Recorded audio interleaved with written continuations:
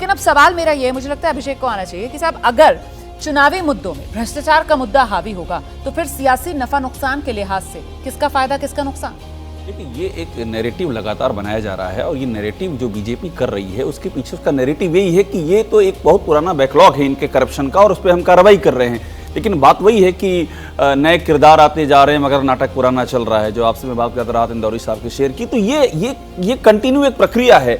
ये आज से नहीं हम देख रहे हैं, हर इलेक्शन के पहले कोई भी सरकार रही हो, यूपीए सरकार थी, अभी जो दिव्यांग जिक्र कर रहे थे वो मुलायम सिंह यादव का जो सीबीआई का केस था, तो अपनी आंखों से हम लोग का देखा हुआ किस तरह से कैसे न्यूक्लियर डील के समय समर्थन मिला था। 39 सदस्यों की समाजवादी पार्टी थी और वो इसी दम पे मिला था कि सीबीआई की आंच थी, जो वो लगातार कहते रहे मुलायम सिंह यादव, कभी इस बात को नहीं भूल पाए। तो ये वही किरदार है, वो हीट बढ़ाने की कोशिश है इलेक्शन के मौके पर कि आपका करप्शन का ग्राफ कितना ऊंचा है, आपकी प्रदेश अध्यक्ष पर है सोची कार्रवाई। प्रदेश अध्यक्ष का मतलब होता है कि जो भी कोई फंडिंग होगी इलेक्शन में जाएगी उसका वो सेंटर पॉइंट है, वहां पर मारना। तो कई मल्टी प्रोंग जिसे कहते हैं, कई लेवल की ये पूरी है और टाइमिंग परफेक्ट है, इलेक्शन का टाइम है। बिल्कुल, तो ऐसे में अब ये जो छापों पर संग्राम है, प्रदीप जी आपका आंकलन क्या है, इसका अंजाम क्या हो सकता है? देखिए, जैसे कि पूरी चर्चा में एक बात उभर के आ रही है कि भ्रष्टाचार को मुख्य मुद्दा बनाएंगे और प्रधानमंत्री नरेंद्र मोदी ने भी अपनी जनसभाओं में इसी को मुख्य मुद्दा बनाया। मेरा जो अनुभव है और जो मैं इतने वर्षों से मैंने चुनावों को देखा है, तो भ्रष्टाचार, लॉ एंड ऑर्डर ये एक शाश्वत मुद्दे हैं। मुझे लग रहा है कि जो असली मुद्दे हैं उनसे ध्यान हटाने के लिए भ्रष्टाचार जैसे मुद्दों को लाया जा रहा है। अब सवाल है कि असली मुद्दे कौन से हैं? महंगाई का सवाल है। इस भ्रष्टाचार के असली मुद्दा नहीं, असली इसलिए नहीं कि ये शाश्वत है। मैंने कहा ना कि ये आप देखिए, तो महंगाई भी तो शाश्वत है। नहीं, महंगाई नहीं है। इस समय जिस तरह का आप महंगाई का आंकड़ा है, आप उसको अगर देखेंगे तो अगर पुराने से आप तुलना करेंगे तो कहीं ज़्यादा स्थिति खराब है। बेरोजगारी का गंभीर सवाल है। ये सारे सवाल है जिनसे कोई नैरेटिव सेट ना हो, इसलिए इस तरह की भ्रष्टाचार के सवाल उठाए। मैं तो थोड़ा सा सहमत हूँ, क्योंकि आपने देखा होगा कि भ्रष्टाचार के मुद्दे पर तो वीपी सिंह सरकार बनी थी, वो एक बहुत बड़ा मुद्दा है। यहाँ पर ये महत्वपूर्ण इसलिए हो जाता है क्योंकि बीजेपी लगातार ये दिखाती रही है कि हमारा दामन पाक साफ है। पहली बार बंगाल में मेरी बात पूरी कर दें, पहली बार कुछ कीचड़ उन पर उछाली गई है।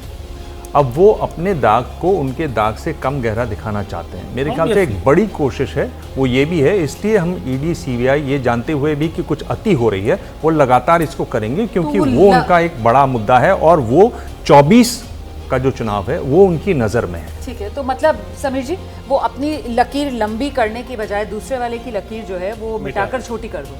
बिल्कुल, प्रधानमंत्री मोदी ने जो 3 चीज़ों का जिक्र किया था कि भाई परिवारवादी पार्टियां हैं, भ्रष्टाचार से युक्त पार्टियां हैं, वो तुष्टिकरण की राजनीति करती है। इन तीनों को 2024 तक भारतीय जनता पार्टी जिंदा रखेगी और उसी का जिक्र करेगी। और राजस्थान के अंदर भ्रष्टाचार एक बड़ा मामला रहा है लगातार समय से, और अब प्रधानमंत्री मोदी और भारतीय जनता पार्टी बताना चाहती है। आप देखिए, ममता बनर्जी के नेताओं को भी ईडी की, उनके भतीजे अभिषेक को ईडी ने सम्मन भेजा, उनकी वाइफ को ईडी ने सम्मन भेजा हुआ है। तेजस्वी यादव सीबीआई की चार्जशीट के अंदर है।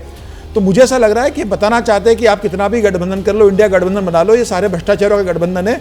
और राजस्थान में खास तौर से जिस तरीके से 5 साल के अंदर भ्रष्टाचार का लूट का एक सिलसिला चला है, अब केंद्र सरकार बताना चाहती है कि उसको हम उजागर करेंगे, ईडी कार्रवाई करेगी और आपको जनता को जवाब देना होगा। अगर आप पाक साफ हो तो ईडी से आप साफ हो जाओगे, कोर्ट से आप बरी हो जाओगे। अगर आपने भ्रष्टाचार किया होगा तो न ईडी आपको छोड़ेगी, न कोर्ट से आपको बेल मिलेगी। जैसे संजय सिंह जेल के अंदर चले गए, मनीष सिसोदिया चले गए, अभी तक उनकी बेल नहीं हो पाई है। मुझे लग रहा है यह सीधा सीधा संदेश है एक कट्टर ईमानदार पार्टी को, जिस तरीके से दिल्ली के अंदर 3 नेताओं को अंदर करके यूएसपी थी आम आदमी पार्टी की कट्टर ईमानदार वाली, सीधे सीधे उसी मामले पर इस वक्त आम आदमी पार्टी घिरी हुई नजर आती है, जिस तरीके से उसके बड़े नेता सलाखों के पीछे हैं। कोई जोड़ना चाह रहे थे? मैं चाहता था कि जो भ्रष्टाचार का प्रश्न उठाया जा रहा है कि अगर आप भ्रष्टाचारी नहीं सिद्ध होना चाहते हैं तो भारतीय जनता पार्टी में शामिल हो जाइए। और ये एक लंबी लिस्ट है जिन पर क्या कहते हैं कि प्रधानमंत्री से लेकर भारतीय जनता पार्टी भ्रष्टाचार के आरोप लगाती रहती है। और जैसे ही पार्टी क्या कहते हैं कि बीजेपी में वो लोग शामिल हो जाते हैं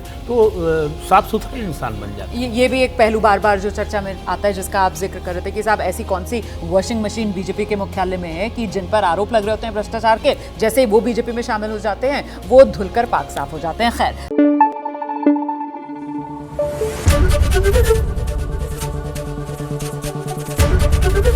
एबीपी न्यूज आपको रखे आगे।